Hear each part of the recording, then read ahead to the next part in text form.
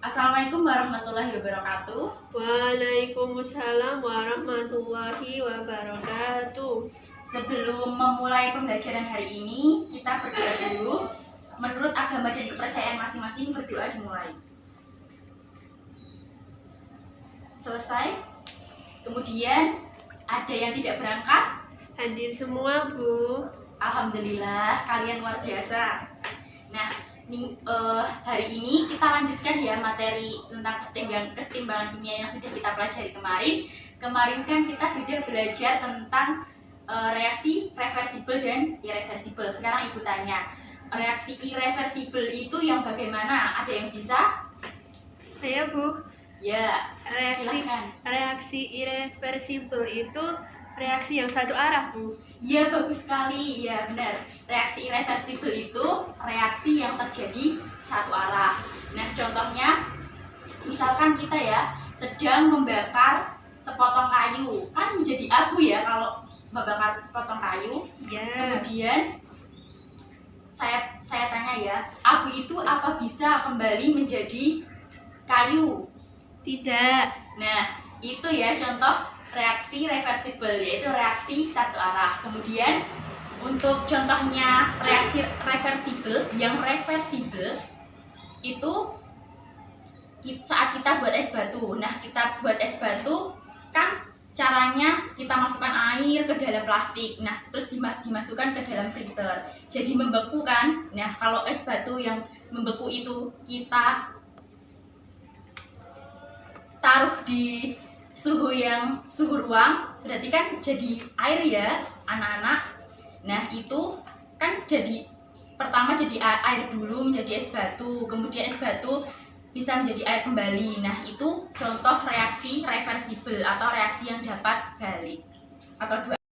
Anak-anak, untuk 2 minggu ke depan kita akan belajar tentang submateri, faktor-faktor yang mempengaruhi pergeseran keseimbangan. Kemudian untuk kompetensi dasarnya ada menganalisis faktor-faktor yang mempengaruhi pergeseran arah keseimbangan dan penerapannya dalam industri, kemudian merancang, melakukan dan menyimpulkan serta menyajikan hasil percobaan faktor-faktor yang mempengaruhi pergeseran arah keseimbangan. Kemudian dengan pembelajaran ini diharapkan kita mampu meramalkan arah pergeseran dengan menggunakan asas Ley-Catellier. Kemudian kita mampu menjelaskan pengaruh perubahan konsentrasi, temperatur, volume, dan suhu yang kaitannya dengan pergeseran kesetimbangan. Kemudian menerapkan faktor-faktor yang menggeser arah keseimbangan untuk mendapatkan hasil optimal dalam industri.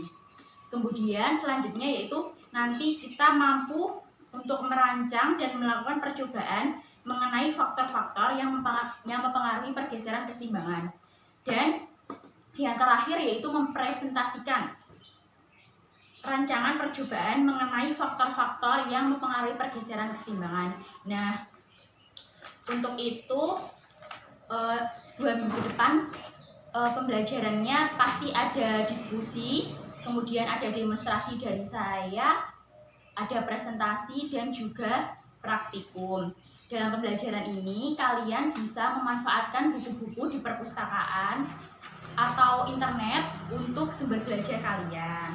Nah, sebelum kita masuk ke materi, kita harus tahu bahwa materi ini sangat penting untuk dipelajari karena kesetimbangan kimia mempunyai peran dan manfaat yang cukup luas, terutama di industri, yaitu dapat menghasilkan produk-produk seperti amonia, asam sulfat, dan gas klorin. Ternyata produk-produk tersebut sangat penting bagi kehidupan kita. Contohnya yaitu tadi amonia. Amonia ternyata merupakan bahan dasar dari pupuk. Nah, kemudian untuk faktor-faktor sendiri, produksi-produksi tadi seperti amonia, gas asam sulfat, kemudian gas klorin tadi, dalam produksinya memanfaatkan faktor-faktor pergeseran keseimbangan, yaitu ada 4, konsentrasi, suhu, tekanan, dan juga volume untuk menjadikan produknya lebih besar. Jadi untuk menjadikan produknya lebih besar nanti kita bisa mengaturnya dengan faktor-faktor tersebut agar kesetimbangan bergeser ke arah produk, seperti itu. Anak, sekarang waktunya saya demonstrasi. Kalian perhatikan ya baik-baik.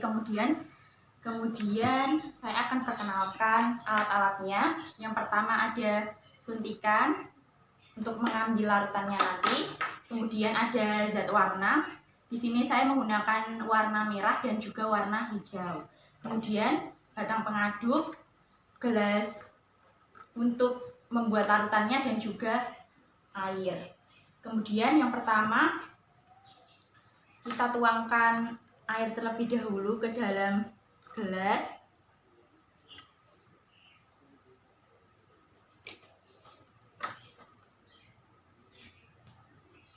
Kemudian kita teteskan zat warnanya.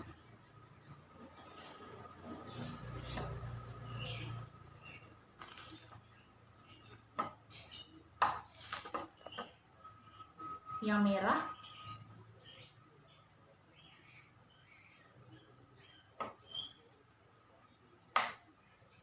Kemudian kita aduk.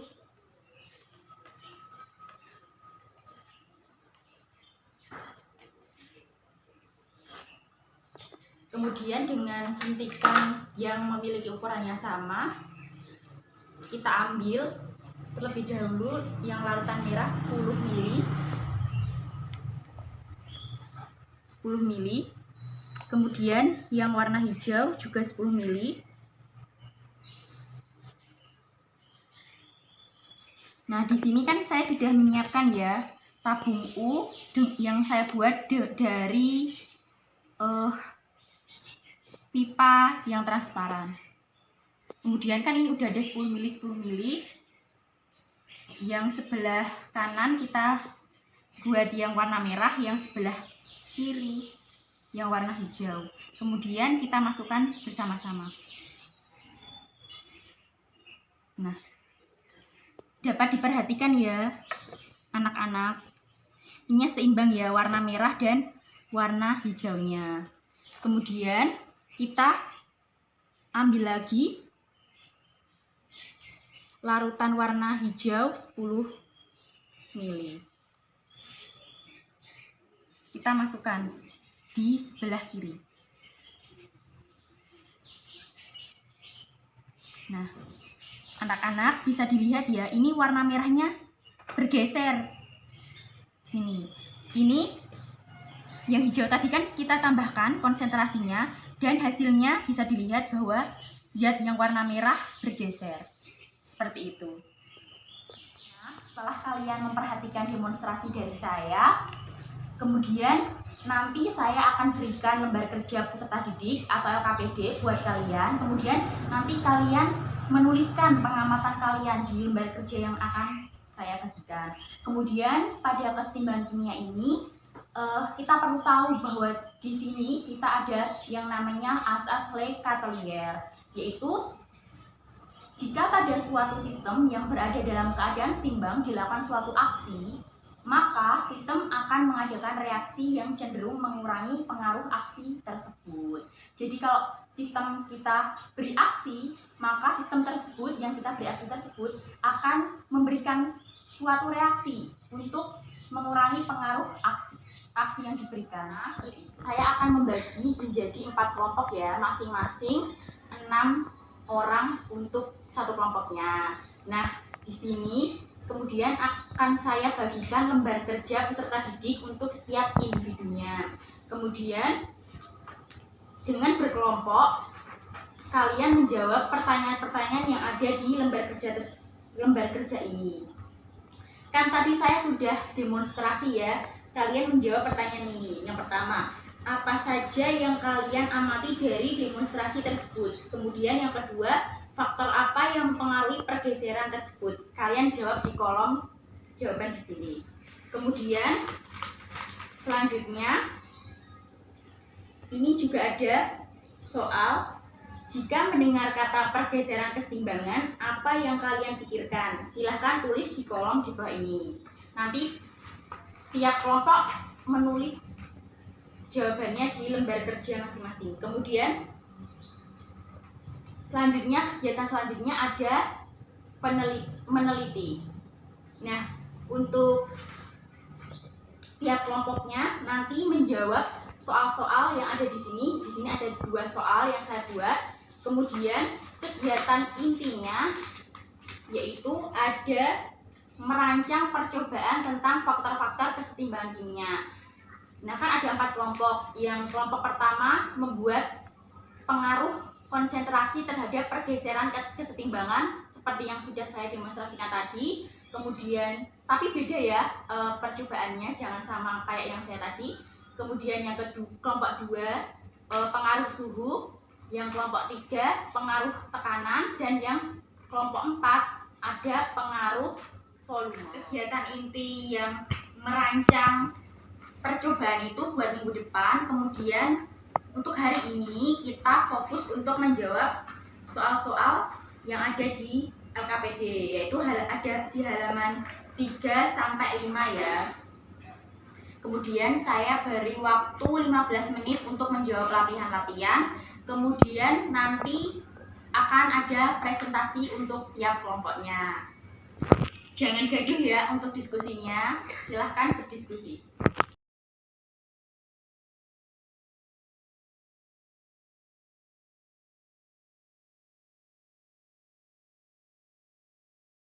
Untuk diskusi sudah habis ya, sudah habis 15 menit. Kemudian sekarang waktunya untuk tiap kelompok memaparkan jawabannya.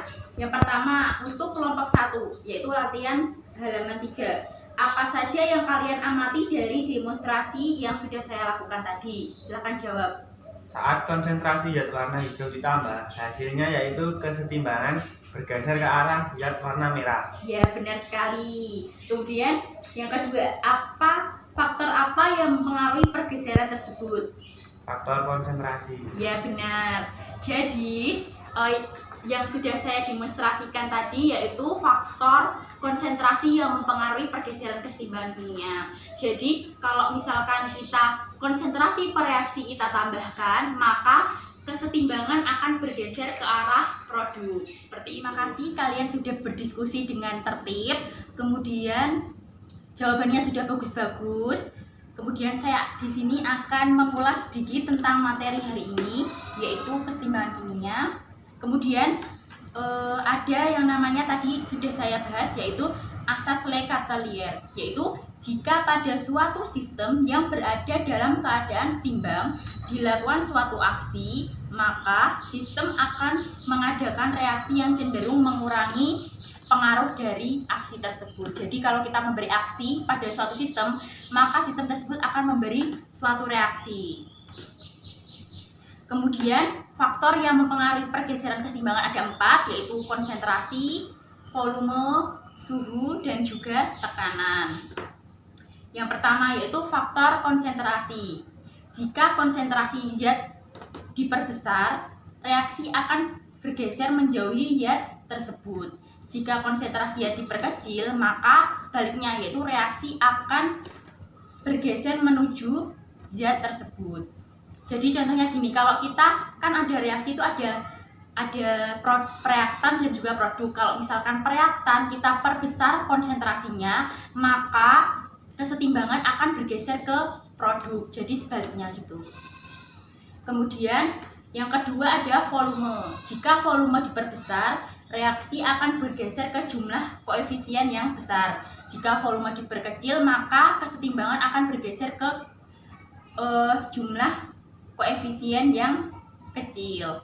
Jadi misalkan koefisien reaksinya ada 2, kemudian produknya ada koefisien 3.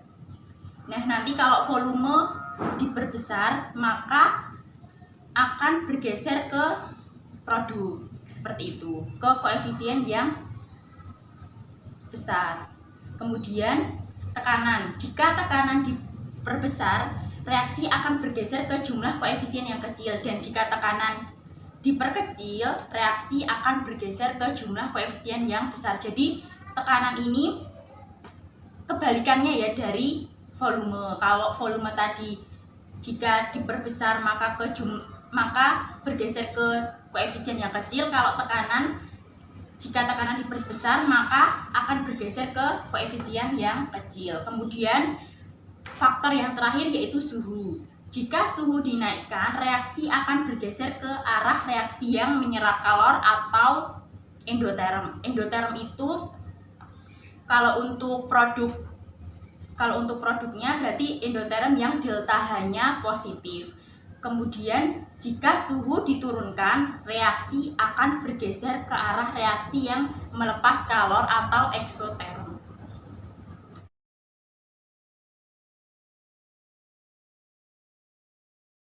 Sebelum kita mengakhiri pembelajaran hari ini, mari kita buat kesimpulan terlebih dahulu, yaitu faktor-faktor yang mempengaruhi pergeseran keseimbangan kimia ada 4, yaitu konsentrasi, tadi tekanan, volume, dan suhu. Kemudian untuk PR-nya, kerjakan soal Romawi 1 dan 2 halaman 85 di LKS. Dan nah, tugasnya berarti ada 2 ya, yaitu tugas kelompok yang tadi merancang percobaan. Kemudian yang kedua yaitu soal Romawi 1 dan Romawi 2 di LKS. Itu jangan lupa dikerjakan, jaga kesehatan. Kemudian mari kita berdoa bersama-sama untuk mengakhiri pembelajaran hari ini. Berdoa dimulai. Selesai. Terima kasih anak-anak. Wassalamualaikum warahmatullahi wabarakatuh.